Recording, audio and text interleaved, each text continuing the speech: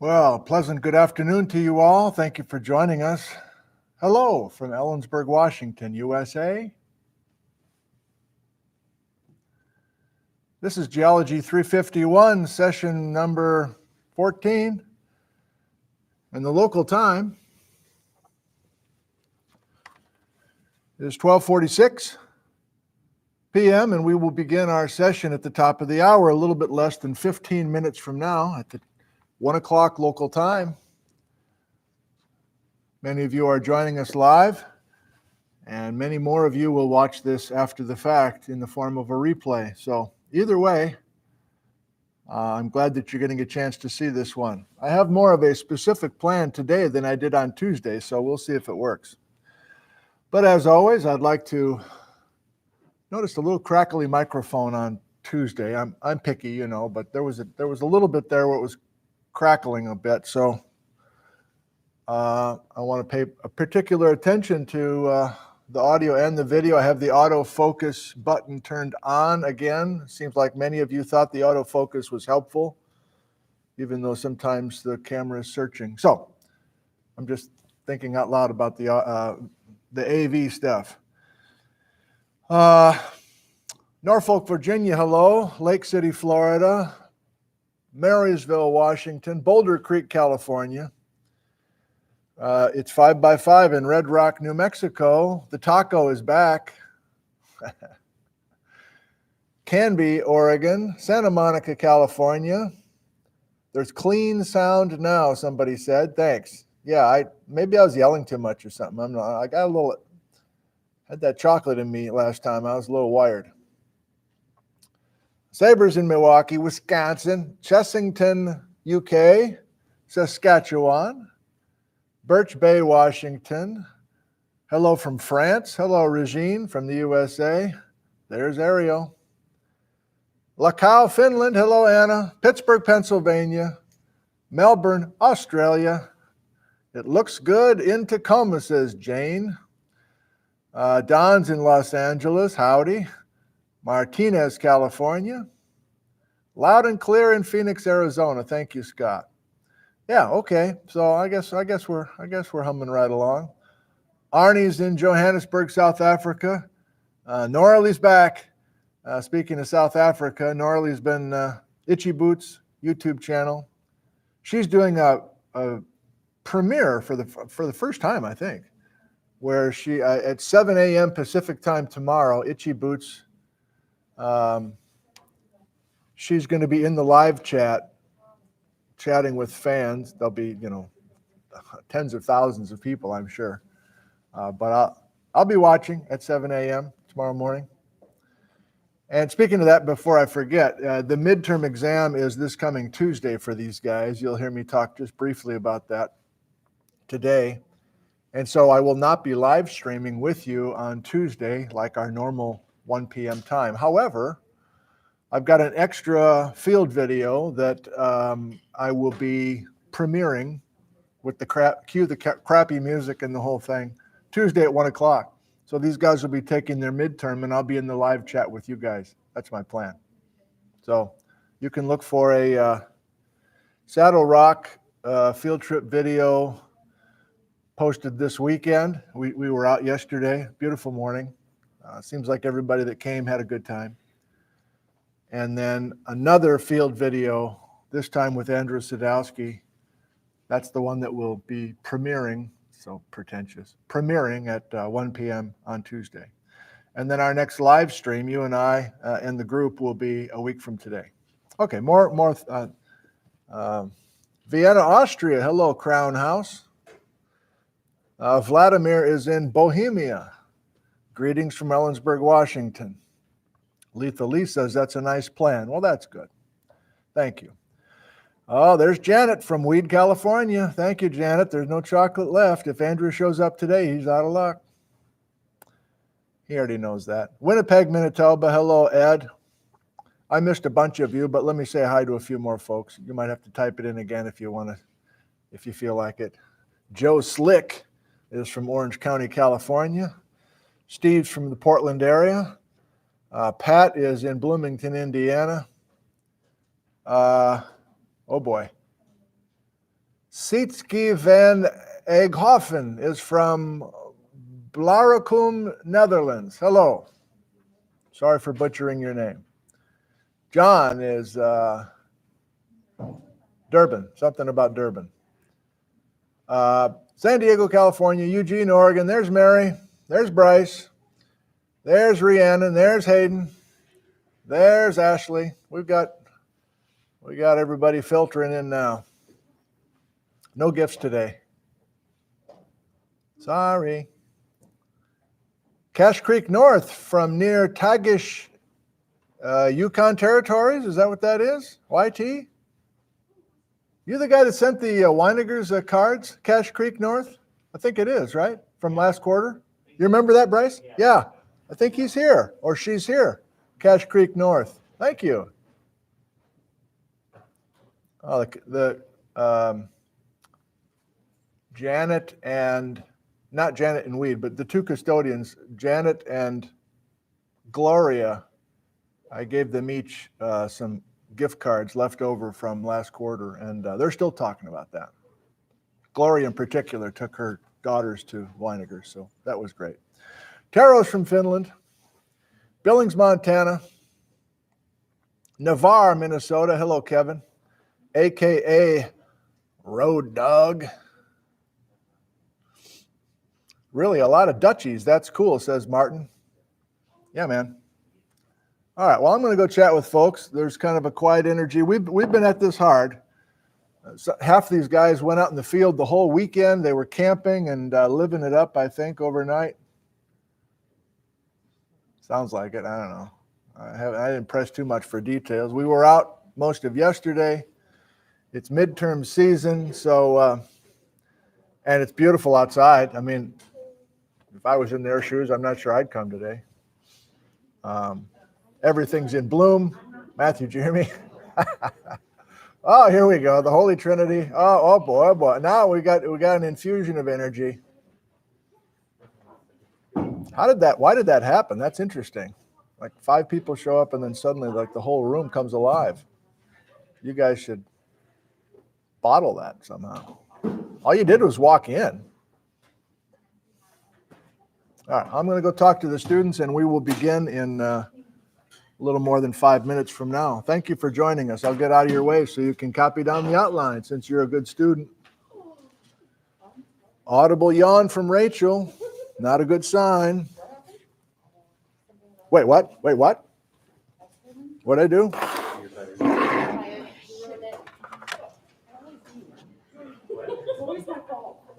Don't worry, it's always my fault. It's not your fault. Hey, I just want to do a little test. Oh, Brianna's got a rock from Pilch. That's her mountain. Give me just a second, Rhea. Let me. I just want to play with this audio here, this autofocus.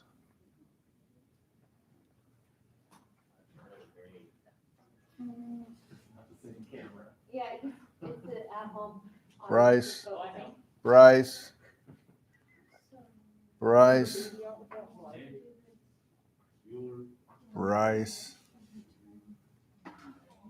Are you named after your grandpa, Bryce? Is it a family name? Are there a lot of people named Bryce in the Columbia River Gorge? All right, we'll be innocent. Oh, God. Here it is. I believe it's an adakite. You believe it's an adakite? Well, Based on what I have seen online through pictures and the location that it was found in, I think it may be. I'm punting on adakites till at least next week. Okay. I'm guessing it just looks like an andesite, which this kind of With does. green. With green. Yeah. That could That's be the you, difference. That's the difference. It's got green in it. That could be a secondary mineral.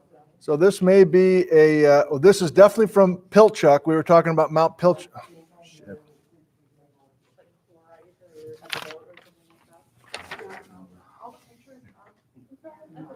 So Rihanna brought in one of her favorite rocks. I'm not dealing with adakites for a while yet, but we know the adakites tell us something specific, so I will be getting into it. but not today. My problem. Thanks for bringing it in. Yeah, no problem. section of that bad boy. Well, I could go yours get wasn't an adekite though, or was it? No, That dike? it was rhyolite. Okay. Really, I thought I'd bring that and show you. I appreciate you doing that. Thank you. I mean, I got an A on it, so I hope it was rhyolite. Unless Casey effed up. Boy. You Whipping out gotta. the big guns, you know. The day he told me that you can just put meta in front of something and that means it's slightly more focused, I was like, Such cool, a that's exactly bullshitter. what my rock is now. This is meta interesting. Yeah. Because I didn't know what it was. It was just like slightly cooked. But there's that. I got you. Oh my God. Hayden's having a 3-course meal back here. Oh. Got the, interrupting your phone time. So you got a little chicken, Caesar salad with some chicken in it? Yep. No, I was just giving my dad the link to the class.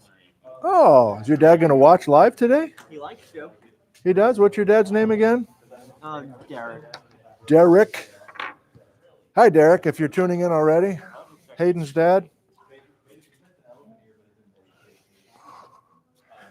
Hello, Kyle.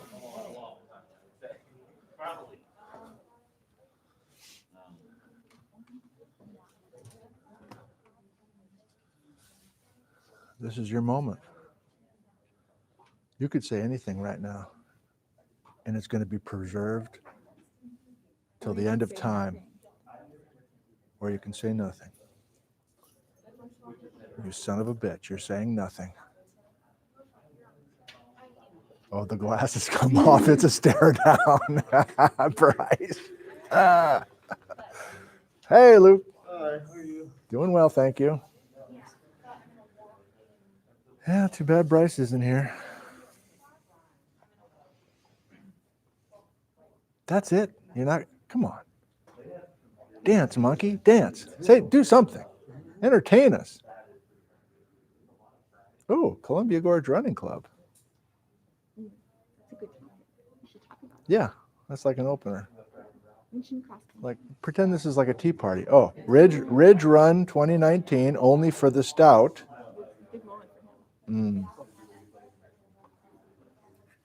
Marcel Marceau over here. I don't think you get that reference. Yeah.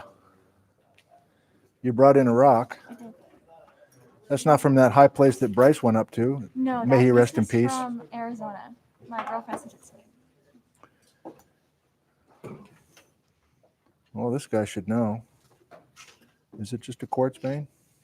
Oh my God. No, What a commitment to the bit. I like it. Thank you. Your girlfriend got it in Arizona. Random place, or in a mine, or just random place. She just found it. let's just say it's part of a quartz vein. But Yeah. Luke will nail it. Luke's into the mineralogy stuff. I picked up on that. Weird energy. I don't want to call you out. Weird energy. I don't know what to do. I don't know what to do. Is this going to be one of those days? It was the previous class. It was the previous class? Oh, what you just experienced something intense and bad? It's a And we're just lingering. like continuing on. What was the class prior? It was just 203. Oh boy. Oh boy. I better take my mic off for this. Oh, it's a little bit confusing. It was confusing. Well, today, good news. Today will not be confusing in here. That you gotta have my solemn vow. Jeez. Nice vote of confidence, Mary. Whatever you say, if you say it's not going to be confusing. Thank you, Rachel. Thank you. All right, we're getting there. No, Andrew. Who else we missing? We got everybody, don't we? I know. Because you're not a research student, you're just using her resources. You're not leaving this room until you speak. You realize that. I'm not going to let you leave the room. I keep thinking like you're only doing research in I'm gonna say, you talk about, Oh, Bryce. Bryce.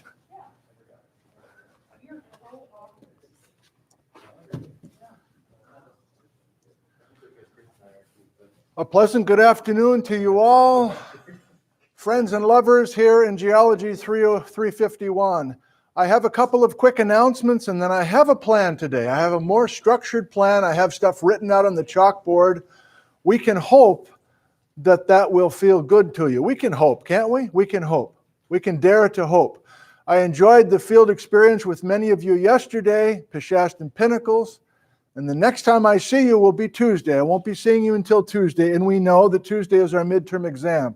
Let me quickly verbally confirm what I've already sent to you by email a few nights ago about the midterm. We have 6 papers that are starred, correct? That have an asterisk behind them. Those are the 6 papers that you have been expected to prep, to have a top 5 or a top 10 list, depending on what part of the class we're talking about.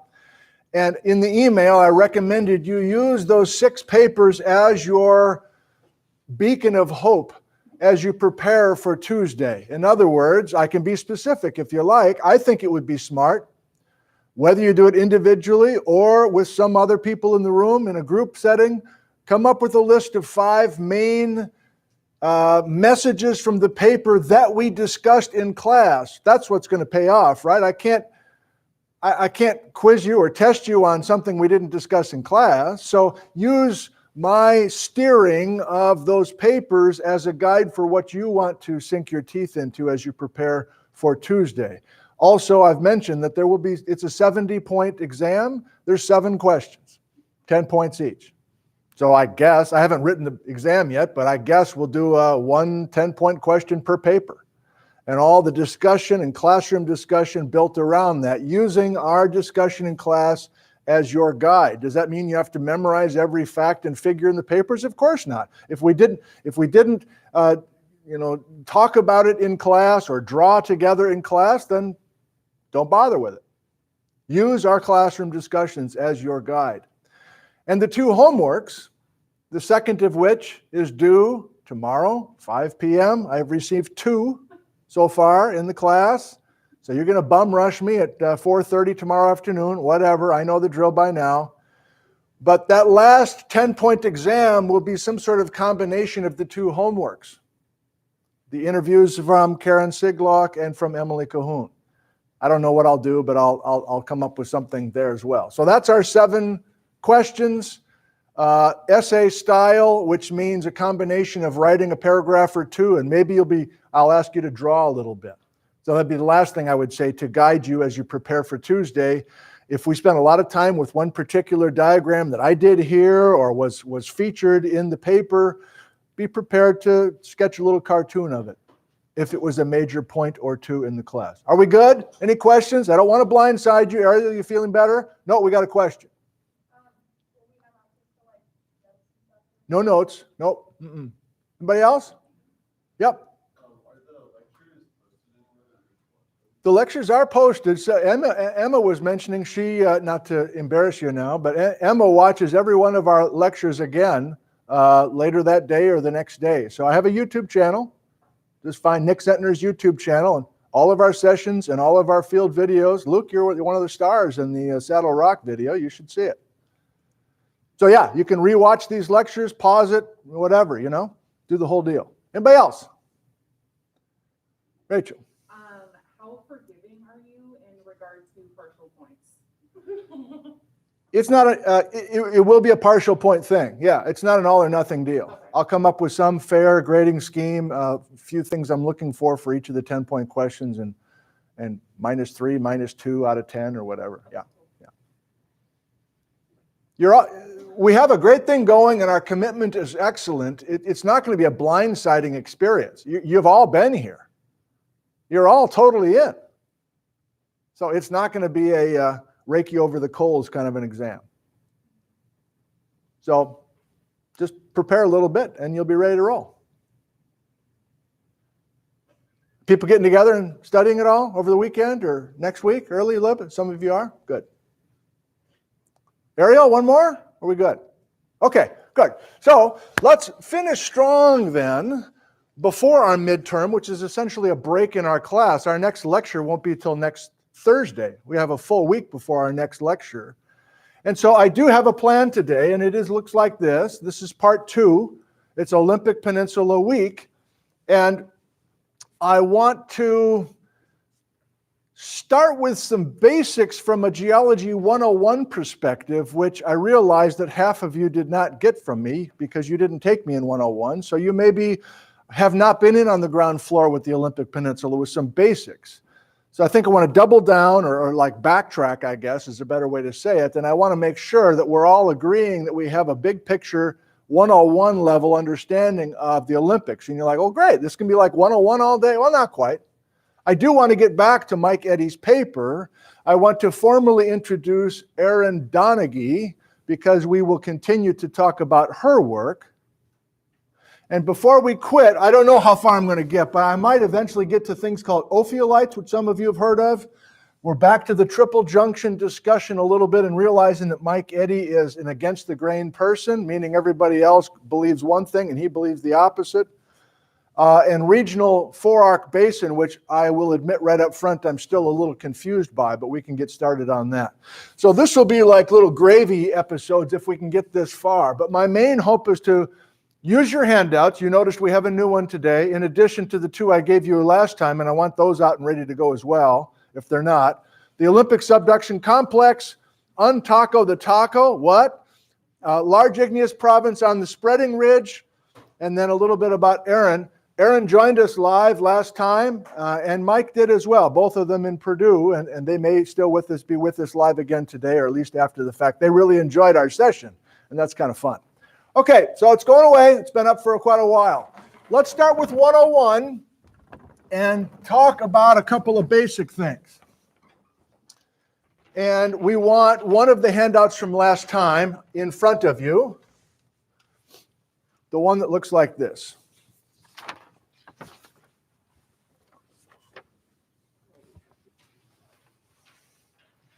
So it might be a little cumbersome today because we're going to be using your handouts a bit more than we did the last couple of times. And again, I'm going to be trying to do some things on the board going as well. So up and down you go, getting yourself set. So we know this is from the Mike Eddy paper, 2017, the Blue Mountain Unit paper. And from 30,000 feet looking down on this thing, we know that this green is dominating. What is the green? It's the Olympic Subduction Complex, buddies. Friends, lovers, it's the Olympic Subduction Complex. Well, what is that? From a Geology 101 perspective, what is it? Well, here's a simple cross-section, essentially today, of Washington, a plate tectonic cross-section that I've had my students in 101 draw for a long time. They don't draw the fault, they don't draw a couple of other things, but they draw what we call in 101 the big three. The big three. If you have a convergent oceanic versus continental plate boundary with the Juan de Fuca plate subducting beneath, I mean, do you need living color? I don't think you do, but it's kind of fun, I guess. This beautiful poster that I've used off and on over the years, thank you, Patrick, is a plate tectonic cross-section of the Juan de Fuca plate subducting gradually beneath North America. And of course, the headline is Fueling the Cascade Volcanoes, which we call a volcanic arc. What are we doing right now? Geology 101. Hopefully soothing and comforting to you. So here's our volcanic arc in a continental setting. Here's magma generated above the subducting Juan de Fuca plate. And we have X number of miles, let's say 100. For a nice round number, we have 100 miles inland from the oceanic trench, 100 miles inland, we have this volcanic arc where we have a chain of volcanoes. In the case of the Cascade Volcanic Arc, this is still 101, our Cascade Volcanic Arc is younger than 40 million years old. We did not have this Cascade Volcanic Arc older than 40 million years ago. And we haven't been talking about stuff younger than 40 million years ago in this class, right? 60 to 40 and even earlier than that. So if it hasn't dawned on you, our whole Celestia discussion and Yakutat, and we're coming back to that in just a second, that's all happening prior to the setup of the Cascade Volcanic Arc. And you're probably like, why? Why don't we have the Cascades going back earlier than that? Well, I don't want to bite off that much today. I just want to say simply that our volcanic arc, the Cascades, have been in this location, and we've had regular cone volcano eruptions in the last 40 million years, including, most recently in 1980, Mount St. Helens. Okay, good. The Olympic subduction complex, green, on your map from Mike Eddy, what's the date? It's stuff that's younger than 40 million years. So let's link, please, mentally, the accumulation of junk that's in the Olympic subduction complex, green on the map, for as long as we've had the Cascade Volcanic Ark. So we're going to start building the Olympic subduction complex at the same time that we're going to start erupting Cascade volcanoes. What kind of rocks are in the Olympic subduction complex? It's not lava. It's a bunch of junk that's been scraped off of the downgoing oceanic plate. I'm still in 101. So that's what this poster does beautifully. You can see this complicated, convoluted, you can't see it that well, shit. Hang on, sorry, Patrick. Downgoing oceanic plate, deep sea sediment being scraped off and accumulating like shoveling snow. That's the Olympic subduction complex, and as it's still accumulating today. We're continuing to add material to forest green on this map. Now, if we see Mike Eddy helping us, he's saying, yeah, there's a hell of a lot of Olympic subduction complex that's younger than 40 million years old in the heart of the Olympic Peninsula, including Mount Olympus. And here's what that Olympic subduction complex looks like in cross-section. Let me add one more 101 level thing, and then we'll move on. There is a major thrust fault between the Olympic subduction complex, which is younger than 40 million years, and Celestia. Here's Celestia. This whole shaded area is a massive portion of the subsurface between Hurricane Ridge on top of the Olympic Peninsula all the way over to basically the subsurface of the Volcanic Ark. And some think geophysically we can even bring Celestia over in our neck of the woods, but it gets a little complicated because we have the active young magmas coming up through the Volcanic Ark. Now you're like, well, hold on, I'm confused. Where does the Blue Mountain unit factor into this? And the answer is, it's not even visible. It's a teeny tiny portion of this cartoon. Yes, it's true. I'm reinforcing last time now. I'm leaving 101. Energy is great. Thank you. We've got it. Going back to last time, the Blue Mountain unit, you remember the main reason for the paper is to say the Blue Mountain unit. What kind of rock? Hello, the Blue Mountain unit. What kind of rock? Sandstones, turbidites, marine sandstones, marine sand, sand from the North American continent being shed into the water. That is a minor story in the grand scheme, but very helpful, reinforcing the main point from last time, very helpful last time because the dates of the Blue Mountain unit are younger than Celestia, even though the sandstones of the Blue Mountain unit are sitting underneath the Celestia basalts. What have you accomplished so far? We've tried to take a couple main points from last time and plug it into this regional picture. Let me finish with my 101 cartoon. Oh, it's kind of 101/351. This is not today.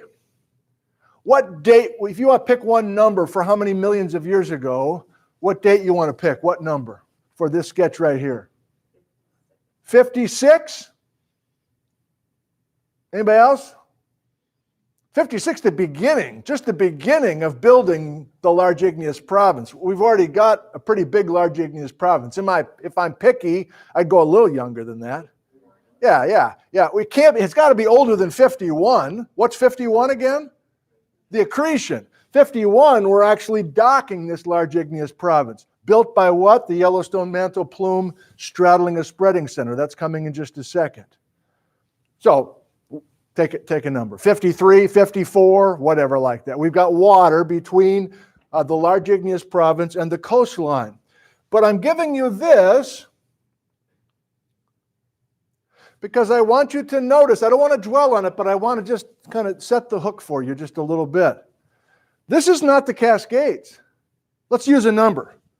I'll take a combination of what you just said. Let's pick 53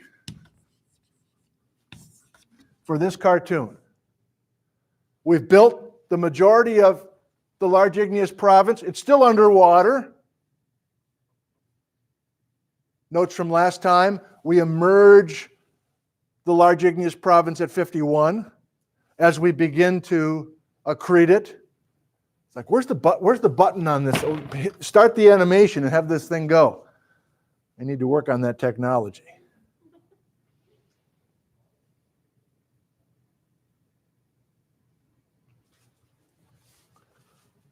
This can't be the Cascades. Cascades are younger than 40, but this is a volcanic arc. Where the hell is that thing? Where did this volcanic arc used to be? The answer is Idaho. I don't want to go there. I just want you to realize that's where we're eventually going in this class. We're working our way east. But we did have a subduction complex, a four-arc basin, and a volcanic arc older than the current Cascade volcanic arc before we brought in Celestia and tried to bring it down the subduction zone. Last comment, and then I'm ready to break new ground, unless Matthew or other people want to ask. Remember, when we finally bring this huge oceanic plateau to the coast and start accreting at 51, it's not going to go well. This thing is going to clog or get jammed into this trench. And the upshot of all of that is all hell breaks loose further inland. That's the rest of the class. All hell breaks loose. We were hiking yesterday in rocks where all hell broke loose. Peshastin Pinnacles, Teanaway Formation, Rob's Gold Mine next week. All hell breaking loose. Wenatchee, Saddle, it goes all the way to the Rockies. Berserk geology. All timed with the accretion but continued kind of ripple effect of subducting, trying to subduct not only a large igneous province, but subducting a spreading ridge, Adakites, you name it. I could go for another 5 hours just on this scale, but I don't want to. Hands were up. What do you want to say? Rachel. Just a quick view Yeah. about the Idaho Ark. Is that the Chalice volcano? The Chalice volcanics or the Chalice magmas is the best label we have for all of this strange magmatism further inland. It's more than just Idaho, but you're right. Chalice is a little town in Idaho. Believe me, I want to go right there to all this cool stuff, but we're not. Anybody else want to ask something and I can say, no, we're not talking about it right now? Did you want to ask something, Matthew? Yeah, I think it'll be answered later. Okay. Oh, why not? Ask it now. We learned about the jump from the Idaho Ark to the Cascades in 200. In 200 you when did. Jeff taught it, but they didn't have a mechanism or an explanation why. Is it this? Or are we going to let It's this. Yeah, okay. It's this. Okay. They played a trick on you. Talked about jumping a trench and didn't tell you why. Interesting. Okay. We're in. I can feel it. We're in. That was part of the plan, but let's move on. Undoing the taco. This happened quickly at the end of last time, but I want to reinforce it. You have this one. I have a little prop. I'm not going to spend more than 2 minutes on it. You've got this one from 2 weeks ago or whatever, or maybe you can just look on it. I don't even know if you have to look at it necessarily. It's this handout that shows that Celestia in Northern California, in all of Western Oregon, is pretty well behaved. And then we have this weird, like, here's my finger just like poking Celestia, like we're just pushing Celestia inland. Like, what is up with that? Is it really a pushing thing? What's in the thumb area? It's what we just talked about. It's the Olympic subduction complex. It's the stuff that has been accumulating off of the subducting Farallon and Juan de Fuca plate since 40 million years ago. But that doesn't explain why the finger push or the poke is here. Instead, if you didn't catch it late last time, we made the point that we do have this crazy bend and this crazy horseshoe on the Olympic Peninsula, and the Olympic Peninsula only, because we have, you see my fingers here, because we're squeezing here. We're squeezing this area, and why are we just squeezing there? Why don't we squeeze in Western Oregon? Why don't we squeeze in Northern California? And most of you know about this idea of clockwise rotation. For the last 50 million years, really? The clockwise rotation started when? 50? I wonder why. It all comes back to Celestia creating. This is a major tectonic event that has long-lasting effects. So the clockwise rotation, if you haven't seen this board, it's kind of disappointing. That's all I'm going to do. But I'm going to take these blocks of Northern California and Western Oregon and rotate them. And we have GPS measurements to document this. But the point is, Canada is not rotating. Northern Washington is not rotating. We have the data. We have the geodetic information to prove this. And so we realize that we're going to compress or squeeze much of Western Washington. What's one manifestation of that? It's the horseshoe. So the new handout for today is what I showed you very casually and quickly at the end of last time. This is from this book I should properly credit. I did this late last time, and I'm just coming back because I like it more and more the more I look at it. Dave Tucker's Geology Underfoot of Western Washington. And he's got bold colors. I've taken 2 of his Olympic Peninsula images and put them on the same handout for you. The colors don't exactly match up, but close enough. So are you seeing, we're trying to explain the horseshoe, what's inside of the taco. This is the taco we're talking about. Inside the taco is the Olympic subduction complex, younger than 40. That's inside of the burrito or the taco. But what I think is going to help us to visualize the docking of Celestia and the role of the Blue Mountain unit is to undo this folding. In other words, can we go back in time and remove the squeezing? Can we do this with your fingers? Can we remove the squeezing by going back in time? Can we undo the clockwise rotation and restore Celestia, the Blue Mountain unit, the thrust faults? And they weren't always a horseshoe like this. They've been folded or squeezed into a horseshoe. So it's time for a prop that it's not food, but it's close enough. What are these called? These aren't oven mitts. What do you call them? What? Pot holders? All right. So these are dirty. I don't know. I found them in the back of one of our drawers, okay? But I want to do, pretty sure this is going to be a disaster. Okay, so here's, oh shit. So I just had an idea to try to do this in 3 dimensions, in addition to what Dave did for us. Is it even worth it? I don't know.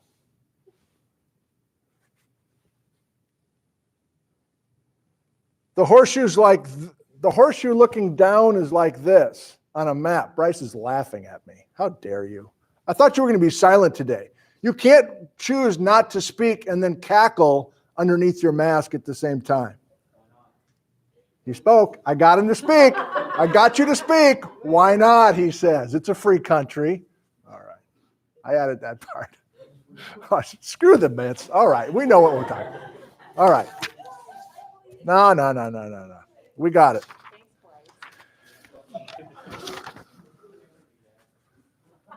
Look at the back. This is a sneak ahead. I'm choosing to remove the Adakite discussion from today. Too much for me today. But this is Tucker as well. kind of a popular geology book. I mean, this is getting pretty sophisticated. What's he doing? He's showing us a slab window. He's showing a subducting spreading ridge. Pretty good. Do you want to be picky? I don't know if Dave will ever see this. I'm sorry, Dave, if you're watching at some point. What part of this map don't you like? If you would change one thing on the map based on what we've discussed so far. Anybody? The orientation of what? The spreading ridge. Pretty much everybody, including Mike in just a second, is going to have a northeast-southwest trending spreading ridge. Do you remember that? And that's a crucial point, as you'll see when we get back to ocean plate and oblique subduction. But Dave chose just to show a simple east-west trending spreading ridge.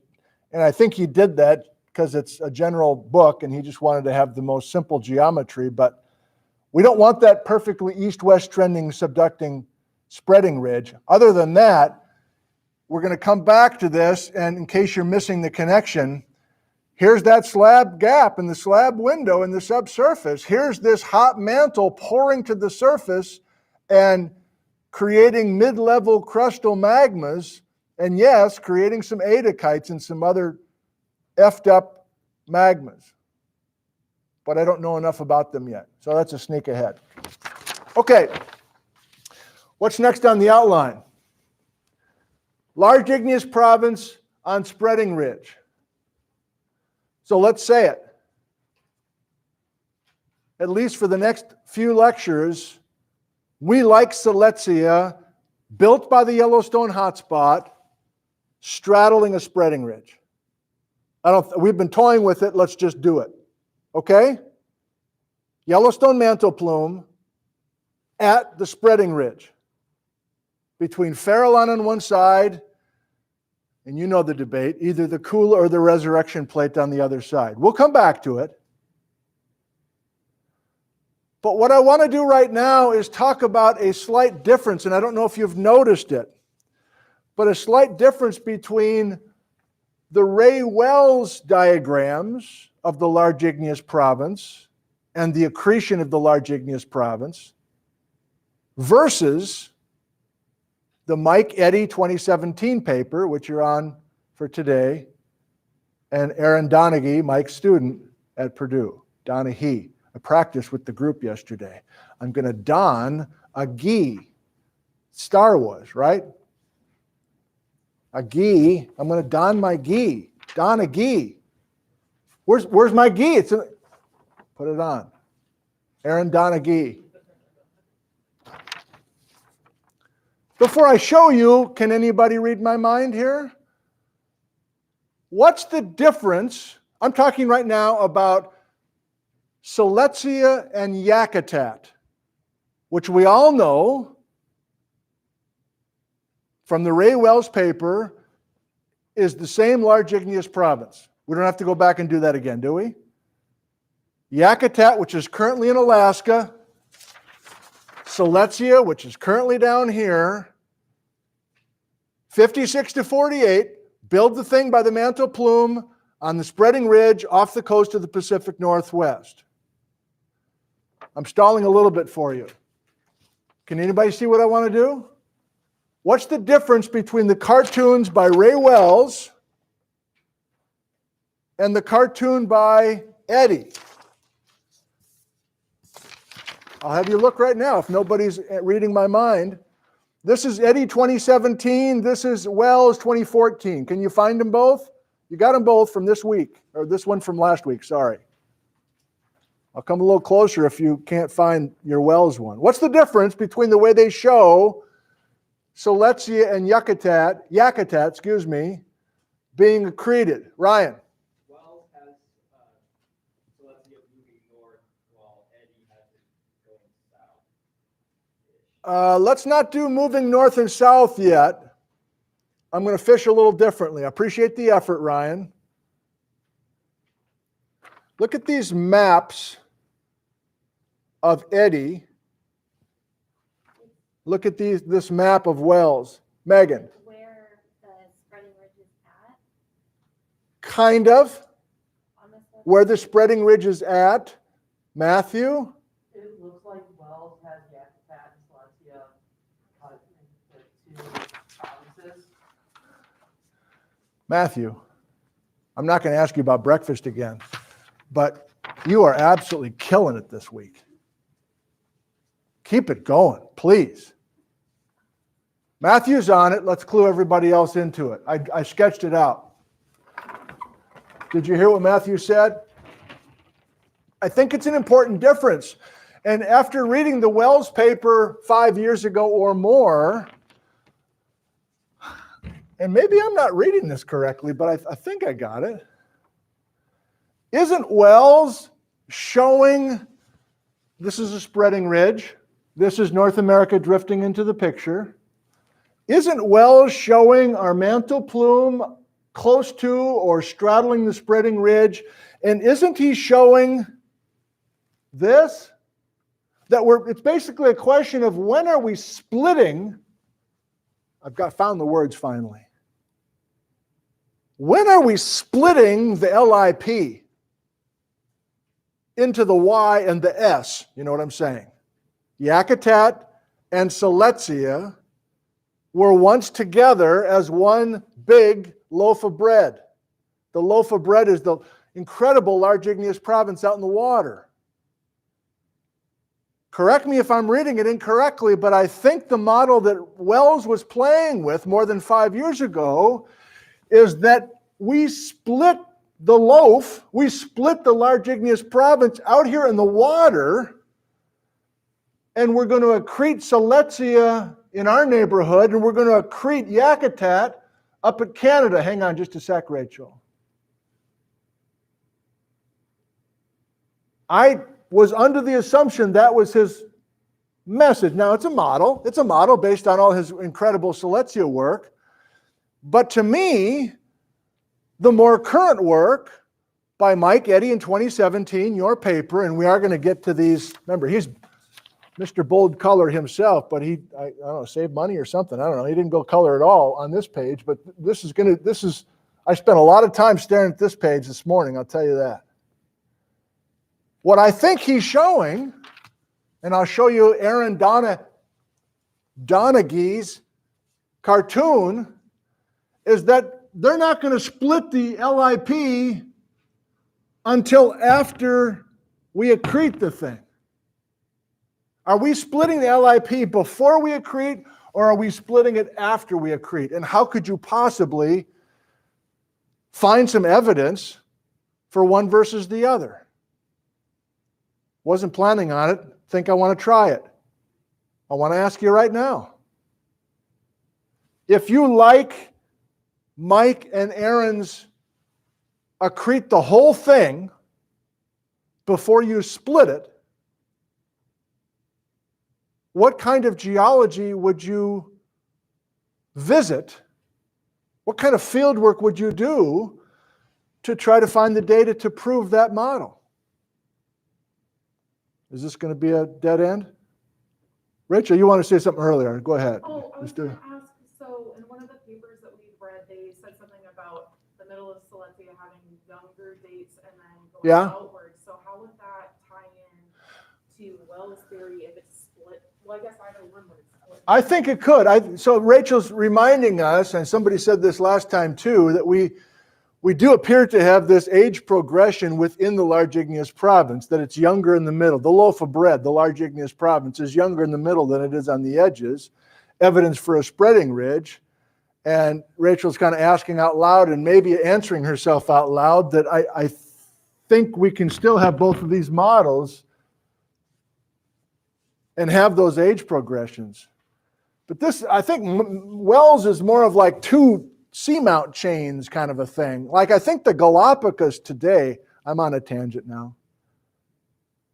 I think the Galapagos hotspot is at a spreading ridge off the coast of South America. And I think there truly are two seamount chains that you can follow to the edge of South America because there's these two oceanic plates that are moving in different directions. Not 90 degrees away, but they're obliquely subducting beneath South America. These guys aren't doing that. Their model is we're not splitting this thing until we get to the coast. I'll try one more time. Anybody want to Erin has a PhD in progress, and I'm going to share the email I got from her last night with you, but I'm wondering if you can anticipate what she's doing. Ree. Near trench magmas may be part of it, but that's not her focus. She's going to go right to Celestia. Megan, you thought near as well? I was kind of on the same thought process with her. If the Celestia is treated before it split, then there wouldn't be evidence of, like for the first model, Megan's thinking out loud. If it split before these arrived, there wouldn't be any near trench magma there wouldn't be any near trench magmas. at the edge of the, yeah, like, so it wouldn't be attached to the large igneous province if it was split.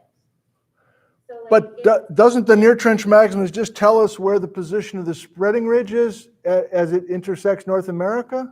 Isn't that going to be the same in both? It's not?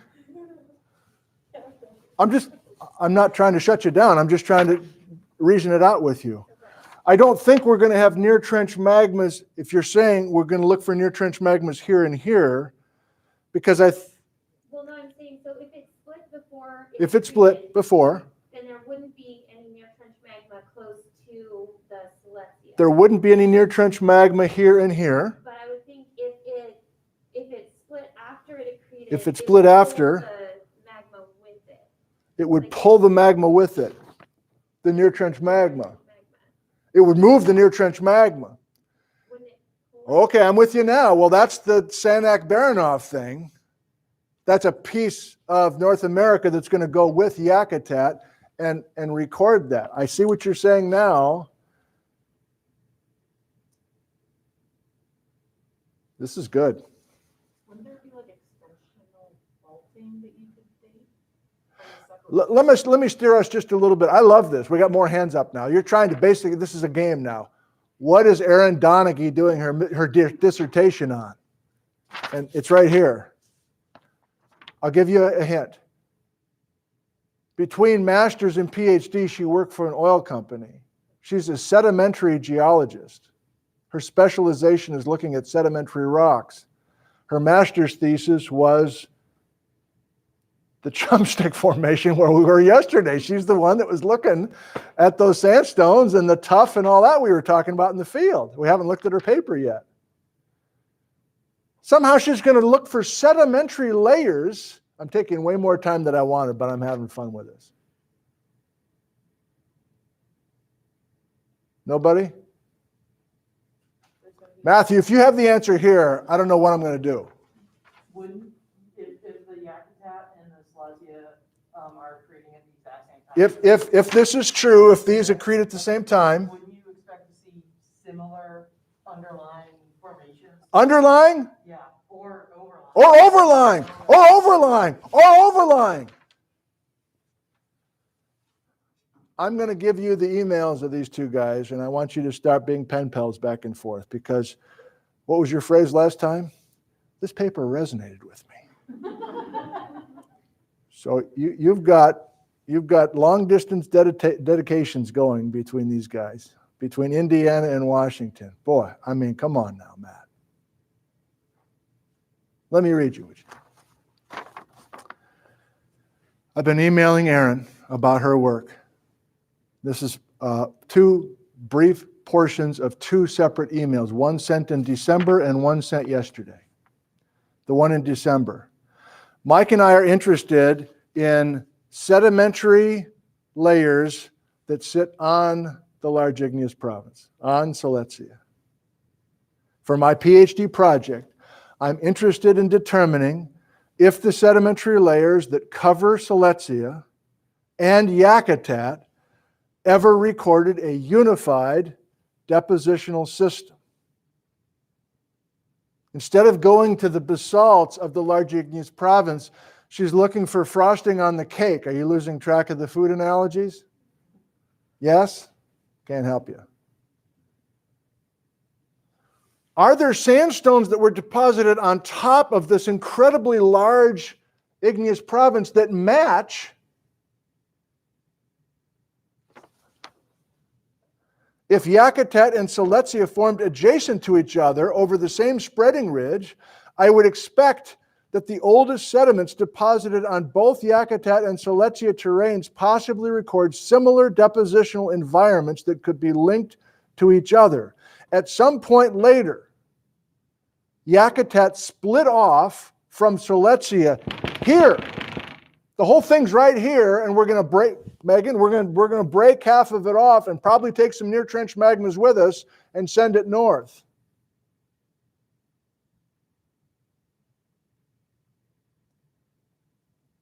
I'm reading because she says basically, I don't want to give you all my data. I haven't published it yet. I don't want to give it all away. But I did, in this email, attach a schematic cartoon I created for grant proposals. And it's very simplified, but it might help. So here it is. Aaron, you're watching live, Aaron? I hope you're okay with me sharing this. So focus, not great for the class, but pretty good for you guys at home. She's going, these are my numbers here, but basically going from accretion to 20 million years ago, pretty young. How well can you see this? Can I look at this backwards? She's got the Yellowstone hotspot. She's got one big large igneous province, the S and the Y together. But what's the red? You can't read it. That's the Queen Charlotte Fault. So this is her tectonic model. I wonder if the Queen Charlotte Fault starts to break this thing, what, 30 million years ago? Older, younger? Hard to know. That's what she's working on. She needs the sedimentary basin stratigraphy to prove this. But the thing still being, look at the am I backwards now?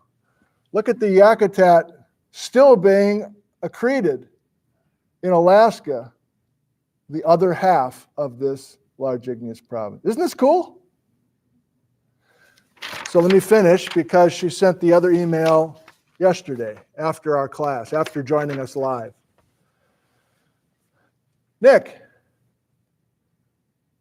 the Blue Mountain Unit will be a big focus of mine this summer of 2021. I'll be out on the Olympic Peninsula for 3 weeks with 2 undergrad field assistants from Purdue working with me. We're also coordinating, working with the Washington Geological Survey. So it will be a fun group this summer. The Yakutat fieldwork in Alaska has been delayed again because of COVID. Like she was supposed to go up last summer to go to the Yakutat. Did you see the interview with them? If you go to the replay of this or go to the replay of the last one in the link below, I hooked up with them just for like 30 minutes. They were driving back to Purdue because of COVID. They didn't want to fly out here from Indiana last summer. So they were out. Mike and Aaron were out and texted back and forth. You coming through the area? Yeah, I'll meet you up at Mission Ridge above Wenatchee. It was just like a 30-minute stop. I don't know if you ever met somebody for the first time and then you're like, hey, nice to meet you. Can I film you? They're like, who's this guy? So it's like a 30-minute video because that's about the length of our visit. Anyway, you get a chance to meet both of them. And so she was grounded from going to Alaska last summer. It turns out she's grounded again. So the Yakutat field work has been delayed until summer of 2022 due to COVID, but hopefully that just means we'll have the basin story figured out on Washington and know exactly where we need to target in Alaska to test the theory next summer, the following summer. I had so much fun tuning into your class yesterday, and I look forward to tomorrow's class, which is right now.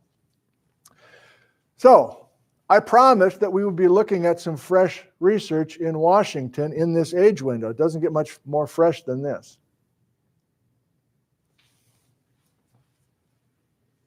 Last part of today. I got 5 minutes. What's an ophiolite? Anybody heard of an ophiolite before? Rachel's looking around. She's raising her hand sheepishly. What's an ophiolite? They're formed at mid-ocean ridges, and I think it goes like Corditite, Gabbro, and then columnar, or no, it can't be columnar basalt. Can it? Eventually, yeah, there's some sheeted dikes in there. So ophiolite is a strange word. It's on your outline. It means a portion of the ocean floor. If you're looking at an ophiolite sequence, you're looking at dark-colored igneous rocks that were created in the ocean floor. It's not like stuff on top of the ocean floor. So this is not Celestia. This is not like a large igneous province that built on an ocean floor. It is the frickin' ocean floor. It's the subflooring. And there's still a little bit of debate about the tectonic situation you need to create an ophiolite, but you see what I'm doing with my hands. I'm kind of creating space for it. There's sheeted dikes, they're called, which are injections of mafic magma coming into this newly formed ocean crust. As Rachel said, there's some gabbro, which is the plutonic magma equivalent of basalt, and peridotite and other things we don't care about, at least right now. This is part of a very famous ophiolite complex that you've driven over every week. You go over Blewett Pass and you drive right over the Ingalls ophiolite complex. Ingalls Creek. I don't know, should we do that? Should that be one of our field days? Go up, hike up the Ingalls and look at some of this stuff? This is a 162 million year old ophiolite. This is not what we're talking about right now as far as specifics are concerned. But it is the concept of an ophiolite. And why do I mention it? This is how we'll finish. We got 3 minutes left. I got into the weeds with Mike's paper. How can we do this? I guess we'll do it here. I drew it out. So this is going to go quick. We're not going to finish this with a nice simple little bow. So this will be continued a week from today. But let's not finish with a whimper. Last time, lower crescent, upper crescent on Mike's map. You got it in front of you. The two shades of lavender or whatever, right? That's 56 to 48. That's building the large igneous province. This is last time. Blue Mountain unit. It's younger than Celestia. So stratigraphically, it looks like it belongs up on top because it should be going younger as we go up in the section. But is the Blue Mountain unit sitting on top of Celestia? It's not. Instead, the Blue Mountain unit, again, main point from last time, has been thrust, crammed underneath Celestia as part of that compressional regime. Not my point right now. My point right now is if you get into the weeds with the 2017 Mike Eddy paper, he's talking about the Machosen complex, MC, and the Bremerton complex, BC. Some of you are nodding your heads up and down. That's a good sign. He's got some brand new detrital dates. You know, he's a date expert. From the Machosen and the Bremerton, and you're like, actually last night I'm falling asleep a little bit, no offense. I'm like, I don't get it. Well, it's just part of Celestia. It's the age window of Celestia, big deal. And then I look, and I guess I reread it this morning. I'm like, no, this is ophiolite.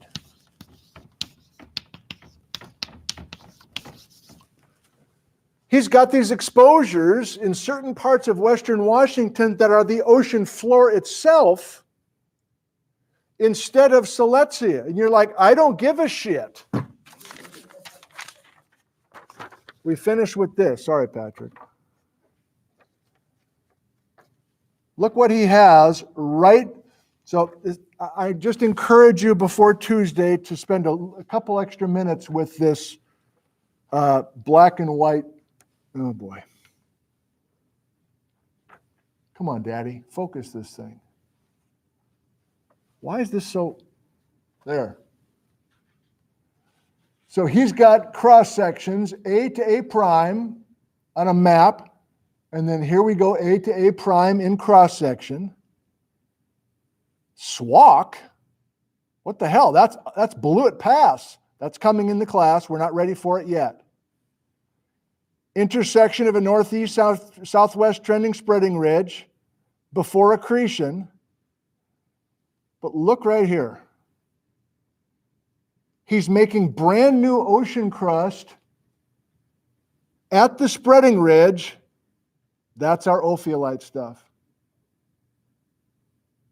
Last message before we quit.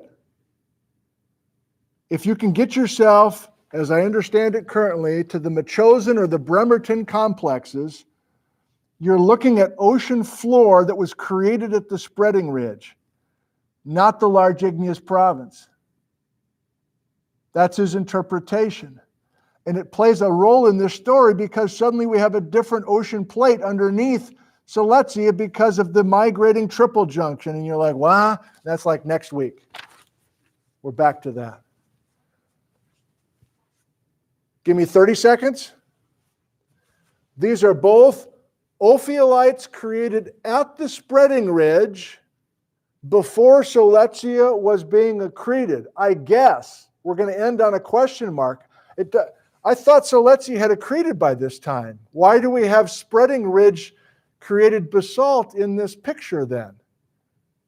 I don't know the answer. I'm caught on that at the moment. And you might be able to help me if you have a breakthrough as you think about this. Actually, Ryan has it right now. Breakthrough. Isn't that a pretty big indication that they didn't dock as one unit? So if you've got ophiolites that are evidence of magma coming to seafloor Interesting. at the same time that Celestia's docking, Interesting. I would have to Ryan says, okay, you've got basalts. No, you have gabbros and sheeted dikes. You have ophiolites, ocean floor made at a spreading ridge in these dates. Ryan just said, wouldn't that be a vote for wells? Wouldn't that be a vote for not having the large igneous province right here and you actually make this crust at that age and you can do it? Like, why is Eddie showing us these as ophiolites and then saying that there isn't an ocean floor right here? I don't know. You want to go back the other way? Rachel? Megan? So what if the large, like it was between the large igneous provenance and What- the continent? What if these ophiolites were physically between Celestia and the coast? That's what I thought it was, but then I thought about the dates. We'd already closed, haven't we? We start the accretion 51. And maybe I'm simplifying the accretion. Maybe there's some sort of the southern part of Celestia accreting first. We have the open ocean you're talking about, and then we like swing the ass of this thing in. Swing the ass of this thing in. Okay, I do have one more thing to say. We're done with the class today. Thank you for your energy. I loved the session today. I have a request. I have no interest in your politics, and it is no position of mine to ask about your politics. This is a science message, not a politics question or message. Would you get your frickin' vaccine, please? I'm helping out at that clinic, and we canceled a clinic yesterday, Wednesday, yesterday, because there's way more vaccine than there are people willing to get it injected in their frickin' arm. And at the same time, I'm hearing CW saying, well, we're going to have to do a bunch more masks and restrictions in the fall if we don't get vaccinated. Like, what is going on? My only plea, if you're hesitant about the vaccine, is to read the science. The science is all there. This is not politics. This is just asking us, can we please get back to the way this place should be? And it's going to be getting back to the way that it should be if we can all get this stuff in our arms. I'm going to be working down there tomorrow morning. Get online, schedule your appointment. You can come and we can visit. I'll bring M&Ms for you. I don't know. Bring something for you. Some of you have already gotten your shots, but please, I'm just discouraged. We have all this vaccine and people are not taking us up on it. Thank you. Good luck in your preparations. I love you. We'll see you on Tuesday at 1 p.m. You came to get the oven mitts or the pot holders. Okay, so I have questions. Thank you. I'll be with you in just a second. So Does it go Celestia, Mountain Unit, and then the opioids? The dates here are, Like layer wise, where is it? Where's the opioids fit in? Or opioids fit in? it's time window between these guys. There's not like a simple layer of ophiolite in between, like upper and lower. It's kind of throughout? Or? Well, I'm just yeah, if you look at a map, I got to keep you off camera. If like a visual. right, where is the map where he shows those units? It's on here, isn't it?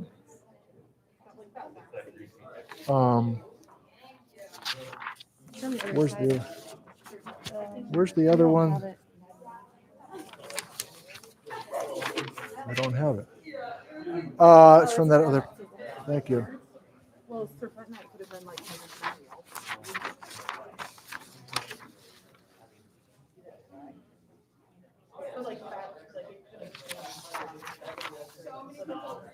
Here they are.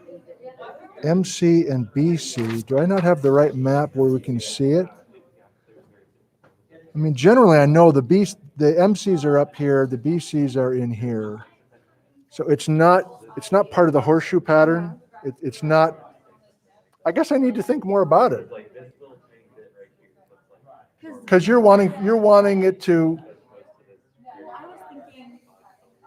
I was thinking of the title of how those kings like came to where they're at. Right. I was thinking like my original thing when you were describing it was the subduction of the plate, right? And Yeah. It was they weren't just disappearing; they were like ribbon candy, right? And that ribbon candy was Oh, yeah. those, and then that's why they're sandwiched in there. That's what my thought was, but then I didn't know how it could fit into the. I mean, in the paper, I think you'll want what we don't have, because in the paper he's got these strat columns where he shows us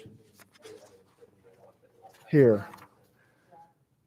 Base is not exposed, so he's got the gabbro and the sheeted dikes. He's got, I don't know what this stuff is. I guess that's Celestia above it. This is all, I broke all of this. But there's one more here. So this is. So there's the MC and the BC, but these are like floating in. Here's an answer to your question. So they're kind of floating in space. Okay. He's got exposures.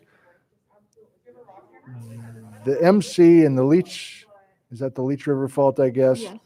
Like this is all white because there's no context for it. Okay. And that's part of the problem. You know, sometimes you have these exposures, you have these relationships, but you're like missing half the newspaper, so you can't read the rest of the story. So you're right on it, and there's a good chance that he's got it, and I just haven't visualized it yet. Yeah. But right I'm now, just trying to connect everything into one. I like it, and My brain wants a story, but I'm kind of getting Exactly. We're getting all these fragments and everything. Well, we don't have the story visualized, partly because I'm new to the thoughts, but also because we just may not be there. Yeah. Right. So your instincts are right on the mark. Excellent. Thank you. So there's an actual rock polisher up there. Oh, no, you can't touch that. That's for sample printing. Okay, got about a half a dozen people kind of standing in a semicircle chatting.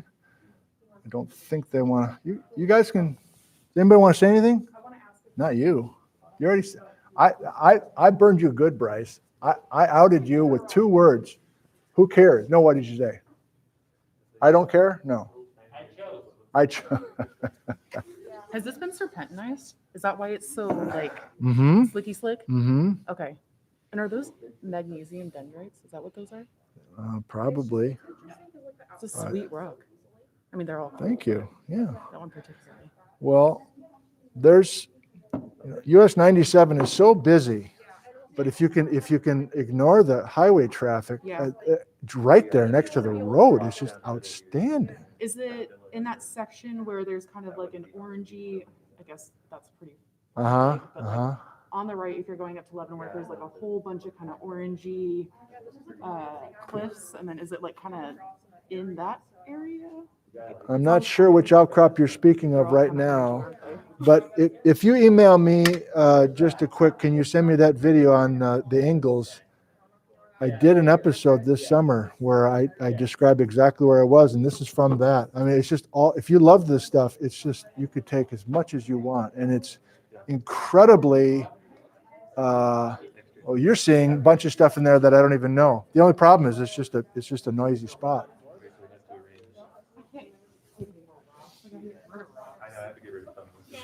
For Yep. the clinic tomorrow. Yeah. So because I'm a student, I'm assuming I get the vaccine because of it. But what about my younger two kids? Like, Anybody over 15? okay, see, they're not over 15. Okay. So do they not get the vaccine or? Currently, I don't think anybody under 16 can Okay. get it. Yeah, they're just doing those. They just But- opened it up to- But anybody over 15, 16 and over, Okay. and they've been doing some stuff on campus, but the clinic's at the fairgrounds right behind campus. You tote them and you just get online, make an appointment. Okay. But love to have you there tomorrow. Okay. Thanks. Okay. Thanks for your patience. I got a little time. Let's do some live Q&A. Geneva, has Mike Eddy and his group found any stitching plutons that are both on Celestia and Yakutat? I don't know of any stitching well, our group doesn't know yet what a stitching pluton is, and we will be talking about stitching plutons. But I know of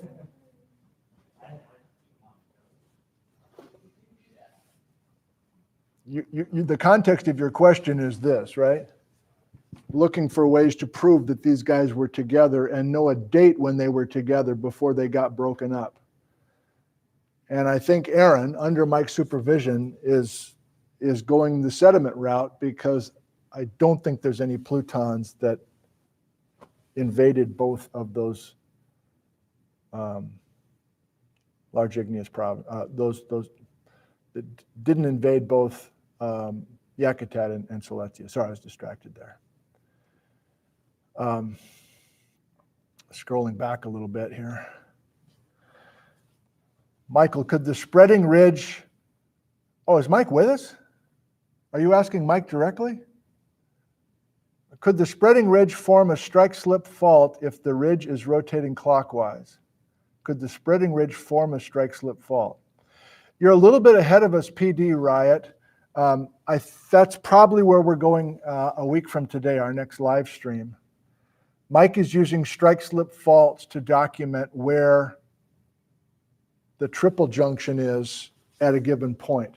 And his logic is excellent, and it bucks the general story. I'll save that for next Thursday, but I guess that's all I want to say now about strike-slip faults. But maybe the next session will be called strike-slip faults. Thank you for that.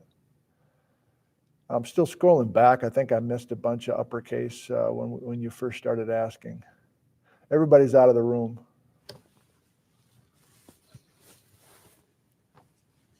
I really enjoyed today. I don't know if you did, but I had a bad feeling initially, but they were really on the edge of their chairs for that one. That was good.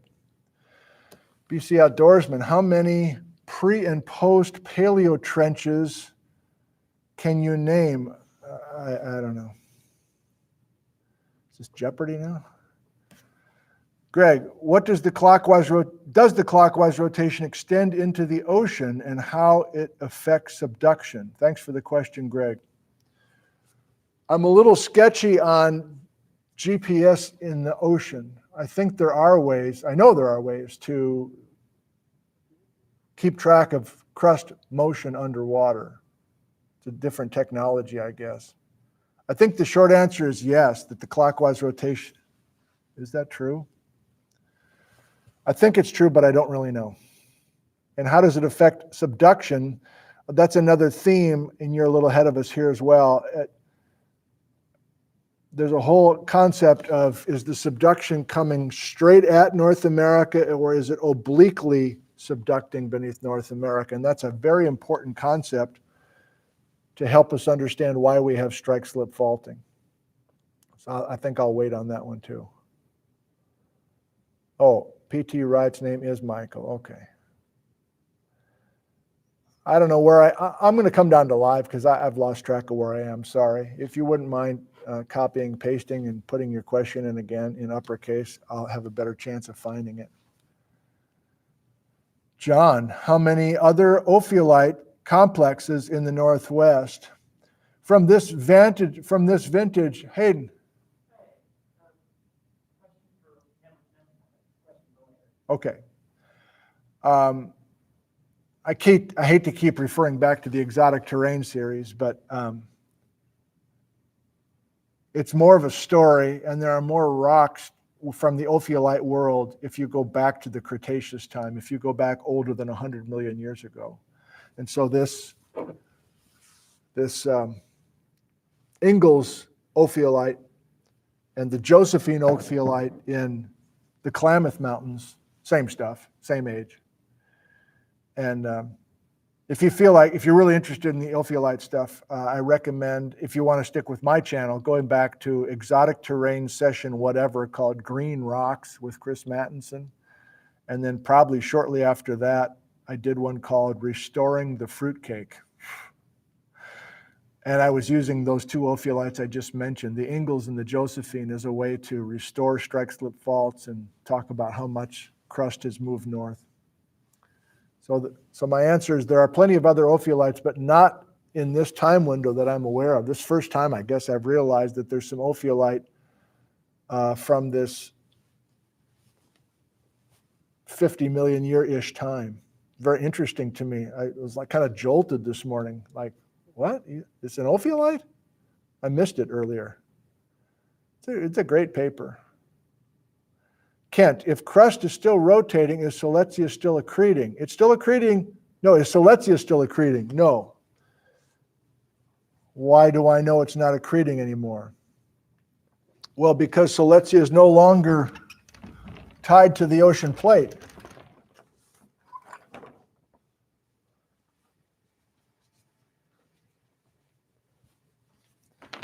Celestia is high and dry now.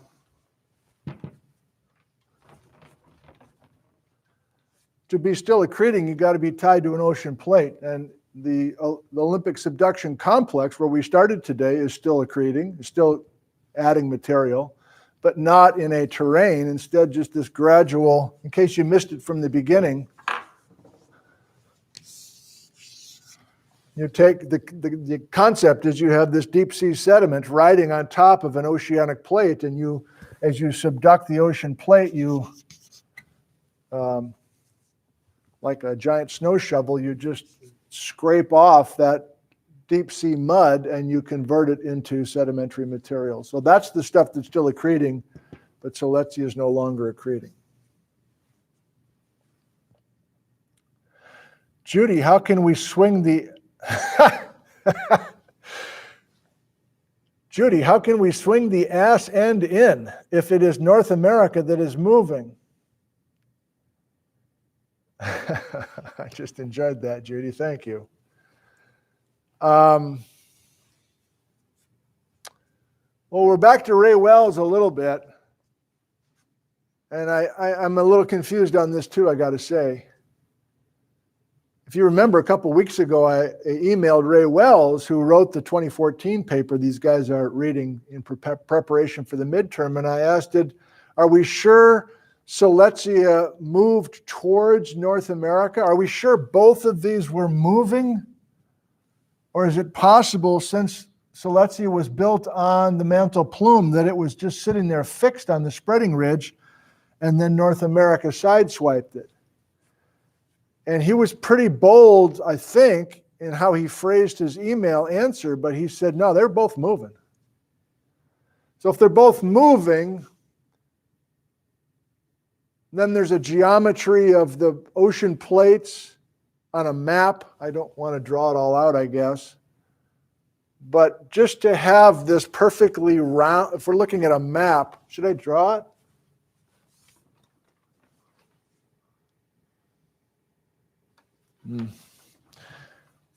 You know, I think most of us, especially me, try to keep things as simple as possible. So I draw this amazing little chocolate gumdrop on a map of Celestia, and then here comes this perfect sphere on a map, and it's just going to smush perfectly on. But I think there has been some work with data to back it up that Celestia doesn't have to be perfectly round on a map.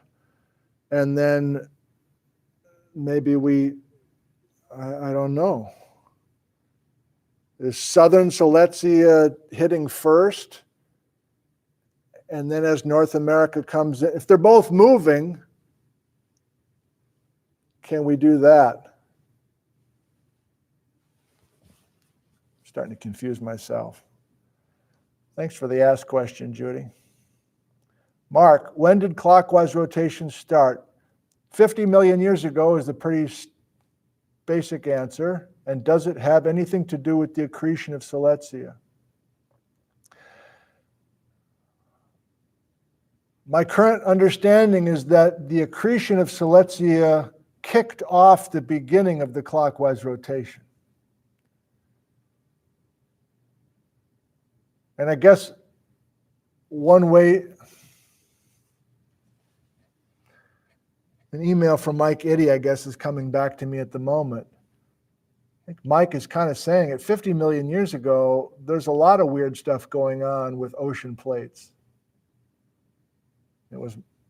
Many of you guys are always talking about the seamount chain in Hawaii. But Mike was mentioning that as well. He says there's a lot of change to ocean plate direction in the Pacific Basin, or maybe even size. Maybe there's a series of breakup of bigger ocean plates into smaller ocean plates, all about 50 million years ago. And I mention that now because that reorganization, if you want to call it, that reorganization 50 million years ago of possibly ocean plates all through the Pacific Basin is setting up the clockwise rotation that we still have. Don't ask me for details, but I'm just starting to think seriously about these new angles. It's really energizing. Cindy, Oregon's Central Coast has a complex of ophiolite Table Mountain with syenite. Oh, that's good to know. Is it roughly 50 million years ago? Oregon's Central Coast. I guess it must be. Thank you. Road Dog. Could there be other volcanic arcs under the German chocolate cake? Short answer is yes. That the further east you go away from our topic today into the inland Pacific Northwest, meaning heading over towards Spokane or Lewiston, Idaho, the flood basalts have buried a lot of stuff. We're ahead of where we are now in the class, but one of the general messages that I think is relatively accurate is that we had a volcanic arc set up in Idaho before Celestia accreted, and we have the current Cascade arc that got set up after Celestia accreted. And that 20 million years or so in between the Idaho arc and the Cascade arc is this crazy chapter of everything going haywire, the effects of Celestia being added. So in that sense, I wouldn't look for a third or a fourth arc underneath the Columbia River basalts, because the Columbia River basalts are basically between the Idaho arc and the Cascades. Thank you. DT, can the spiral aspect of the rotation be drawn based on surface motion? I don't really know what you mean, and I continue to be fascinated that most everybody wants to ask about the clockwise rotation. I'm just so amazed at the legs of that concept and how it just grabs everybody. Malcolm, for the Yakutat Celestia story, what sort of sedimentary sequence will evidence a pre-accretion split? Thanks, Malcolm. I thought we might get there today, but we didn't.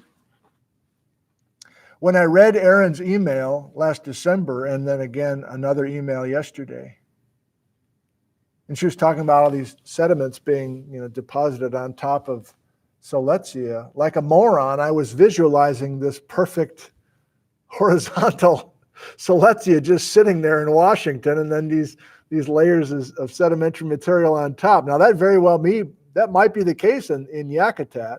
Yakutat, for all I know, is still relatively horizontal, large igneous province with a bunch of sandstones on top. But as we know,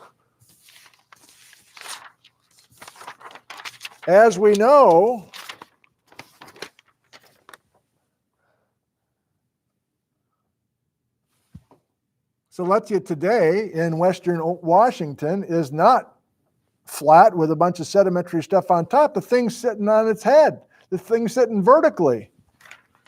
So she's looking at the Blue Mountain Unit. That's why she's going back to the Blue Mountain Unit. I didn't even make that connection. So what kind of rocks would she find on the Olympic Peninsula to prove that Yakutat used to be connected to Celestia? She's going to look more at the Blue Mountain Unit. That's why the Blue Mountain Unit is such a big deal. And I guess she would then look for Blue Mountain Unit equivalents in Alaska. But now that I say that, on the outline that's gone, there's also this regional four-arc basin, which is kind of broken out with a different color and a different set of concepts in Mike's paper. This is the four-arc basin. I don't think I get it. So I'm kind of glad we didn't get there today, because I'm wondering if the regional four-arc basin is the same stuff as the Blue Mountain Unit. If they are the same, why are they colored differently? And the reason I'm going in that direction is because, again, didn't get there today. Can you focus on that, please? How close can I get? Can you focus? There. So this is the Blue Mountain Unit. You can see the label. I won't get my finger in there again. So on this sketch from Mike Eddy, he's got the Blue Mountain Unit and the regional four-arc basin is kind of the same stuff. And then we shove it underneath a portion of Celestia. And I can't hold it. I'm reading ahead a little bit so I can kind of know where we're going in the next couple of weeks. These kids were at Peshastin Pinnacles yesterday near Dryden, Washington. The Chumpstick's the same age as the Blue Mountain Unit. I think Erin has her new paper. I think one of the things she's saying is that you can follow the Chumpstick all the way out to the ocean. It's just called the Blue Mountain Unit out that far. And like she's got a Chumstick River. I'm way ahead of myself now. I barely even read that an hour ago. I think she's got a Chumstick River coming from Wenatchee and flowing all the way out to the peninsula between 49 and 44 or something like that. This is good stuff.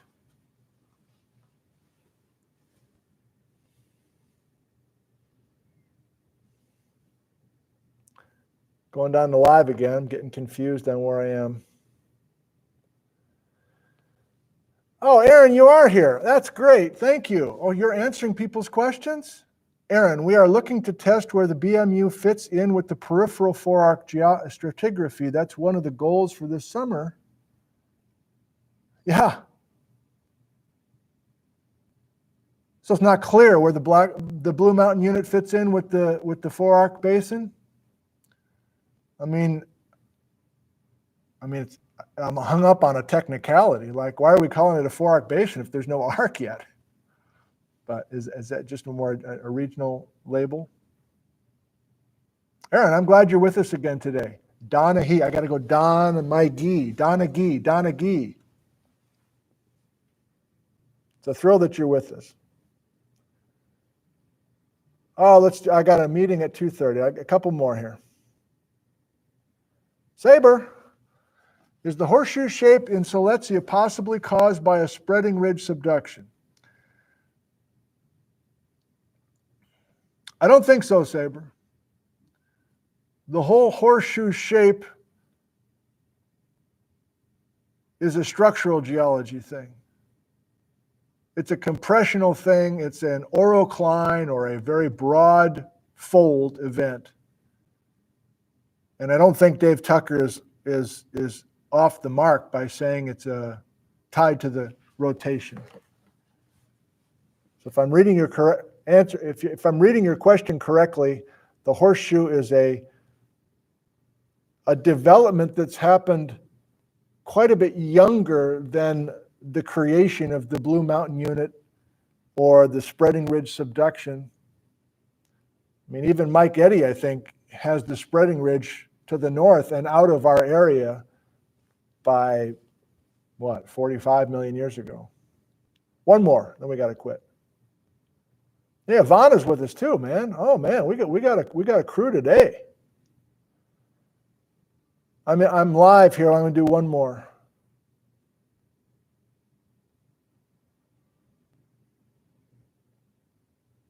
No, I'm not live. I'm just looking for one that I can end on. Cindy, I'm going to end with yours. When did the San Andreas Fault start moving north?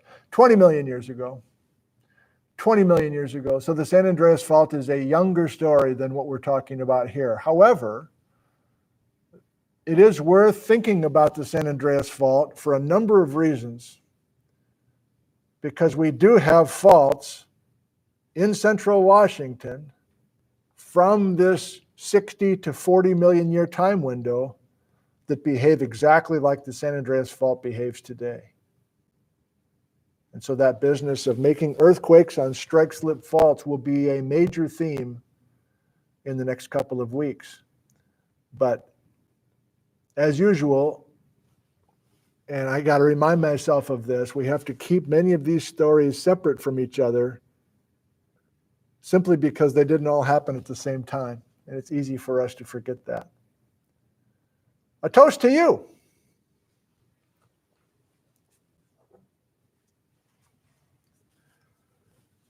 Here's a toast to you being here and learning new things. As always, I greatly appreciate you joining us live here today. Schönheit.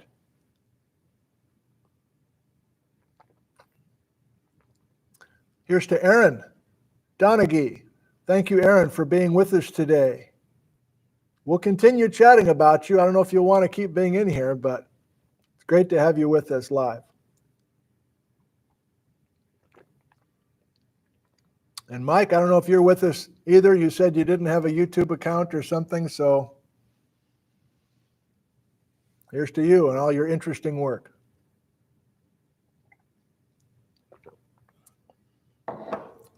And I know some of you, I have no doubt some of you were bothered that I talked about a vaccine in here, like it's some sort of outrageous thing to say. It's a scientific discussion. So if you're very bothered by me mentioning a vaccine in a public setting, in a classroom, I'm willing to have you be upset.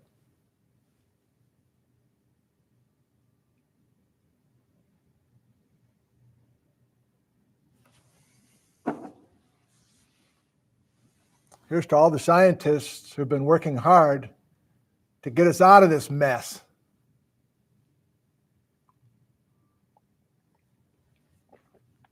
I got to run. Next time I will see you live in the classroom will be a week from today. That's a long time from now. Thursday at 1 p.m., a week from today. However, if you want to tune in at our normal time on Tuesday at 1 p.m., I'll be sitting here in the classroom as the kids are getting started with their midterm exam, but I will be in the live chat. I will premiere, quote unquote, a video probably called First Creek Rhyolite. And it's nothing much, but we can be together Tuesday at 1 o'clock just in a live chat together if that works for you. Okay. Look for a Peshastin Pinnacles video this weekend. Otherwise, have a good weekend, everybody. I love you, and we'll see you next week sometime. How about that? Goodbye from Ellensburg, Washington, USA.